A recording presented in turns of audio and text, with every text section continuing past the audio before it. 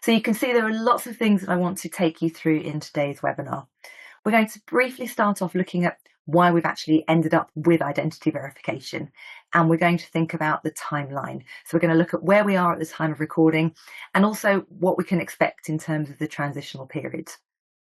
We're also going to think about changes to the UK Company Law website and other tips and things that people are doing to remain up to date, and also ideas of how you can keep briefing your clients. We're then going to look at who is caught by the legislation. So who needs to verify their identity, including talking about directors of UK establishments and registrable relevant legal entities. We're then going to think about how an individual can verify themselves. So we're going to think about the 3 ways you can do that and the documents that you need to do that. And then we'll slot that into a process map where we look at how you appoint directors and PSCs. And in particular with PSCs, we're also going to think about the various timelines for PSCs because they aren't as straightforward as for directors.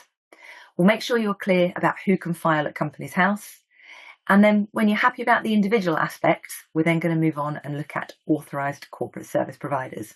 We'll look at how you can become an ACSP, the registration process, the costs, what the legal requirements are for the ACSP and what might happen to them if they don't comply. And then we'll talk about how the ACSP can verify their clients.